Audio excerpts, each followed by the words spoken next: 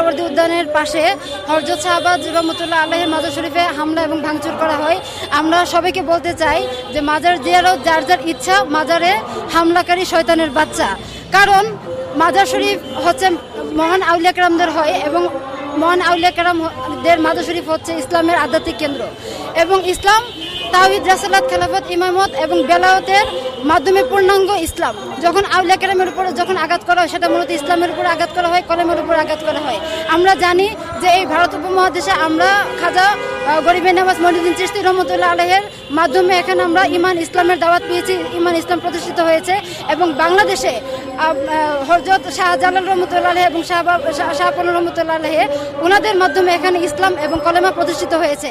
তাহলে যেখানে যে আউলিয়া কেরামগণ আমাদেরকে ইসলামের শিক্ষা দিলেন, দ্বীনের শিক্ষা দিলেন, কলেমার শিক্ষা দিলেন, নামাজ রোজা হজ যাকাতের শিক্ষা দিলেন, তাহলে সেই আউলিয়া কেরামের মাজার শরীফে আঘাত করা মানেই ইসলামের উপরে আঘাত, কলেমার উপরে আঘাত, সব মুমিনের উপরে আঘাত এবং সব মানবতার উপরে আঘাত। কারণ ওনারাই এই সমাজ এবং রাষ্ট্র ব্যবস্থা থেকে অন্যায়, অবিচার, জুলুম, শোষণকে উৎখাত করে সত্য, সুবিচার, মানবতা, অধিকারের রাষ্ট্র এবং সমাজ ব্যবস্থা ওনারা করে দিয়েছিলেন। সৃষ্টির শুরু থেকে আমাদের নবী আদম আলাইহিস সালাম থেকে শুরু করে আমাদের প্রাণান্তিক নবী রাহমাতুল্লিল আলামিন সাল্লাল্লাহু আলাইহি ওয়াসাল্লাম পর্যন্ত যে অসংখ্য নবী রাসূলগণের রওজা শরীফ সারা পৃথিবীর বিভিন্ন প্রান্তে কিন্তু রয়েছে এবং সাহাবা কেরামগণদের মাজার শরীফ থেকে শুরু করে বিভিন্ন ইমামগণদের মাজার শরীফ এবং বিভিন্ন আউলিয়া কেরামের মাজার শরীফ পৃথিবীর সব জায়গাতেই রয়েছে।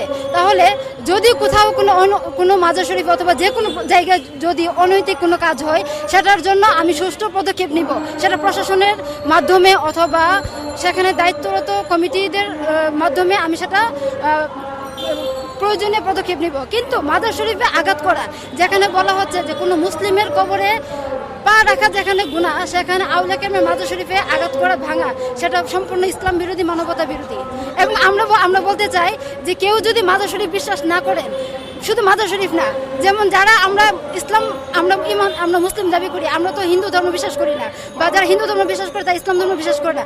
আমার কথা হচ্ছে এই সমাজ হচ্ছে মানে সব ধর্মের, সকল মতবাদের, সকল বর্ণের, সকল মতাদর্শের মানুষদেরকে নিয়ে।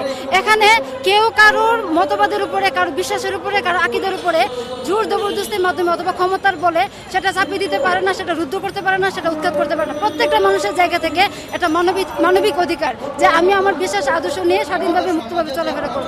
যিনি আউলিয়া কেরাম, যিনি মাজারের সাহিত্য আছেন, উনি কি বলে গিয়েছেন যে কাউকে অনৈতিক কাজ করার জন্য?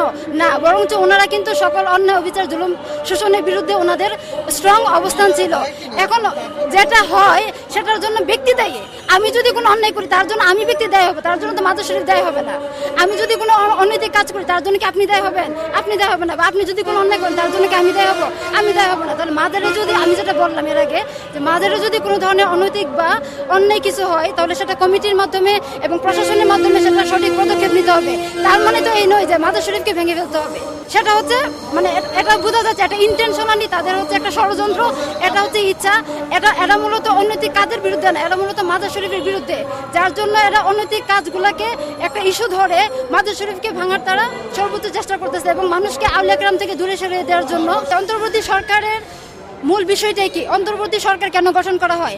একটা সরকার থেকে পরবর্তী সরকার আসার আগ পর্যন্ত এই সমাজকে, এই রাষ্ট্রকে একটা নিরাপদ পরিবেশ দেওয়ার জন্য, একটা মানবিক পরিবেশ দেওয়ার জন্য এবং পরবর্তী নির্বাচন যেন নির্দলীয় হয় এবং সুষ্ঠু নির্বাচন হয় সেই পরিবেশটা দেওয়ার জন্যই মূলত কিন্তু অন্তর্বর্তী সরকার গঠন করা হয়। কিন্তু আমরা দেখতে পাই যে অন্তর্বর্তী সরকারের যে প্রধান উপদেষ্টা মণ্ডলী বা উপদেষ্টা মণ্ডলী যারা আছেন, এখানে হচ্ছে যে ধর্ম মন্ত্রণালয়ে যিনাকে দেওয়া হয়েছে উনি হচ্ছে একটা উনি কয়েকটা ইসলামের নামে জঙ্গি গোষ্ঠীর জামাত ইসলামের আমির এবং জামাত ইসলামের মূল বিষয় হচ্ছে কি ওনারা কিন্তু মাজার বিরোধী। তো যখনই ধর্ম উপদেষ্টার নামে যিনি প্রধান উপদেষ্টা দায়িত্ব পালন করেছেন, আমি মনে করি যে ওনাকে ক্ষমতা দেওয়ার পরপরই এই ইসলামের নামের জঙ্গিবাদীরা আজকে সারা বাংলাদেশে উগ্রবাদিতা ছড়াচ্ছে এবং মাজার শরীফের বিরোধিতা করছে। শুধু এরা কিন্তু মূলত মাজার শরীফের বিরোধী না, এরা মূলত ইসলামের বিরোধী।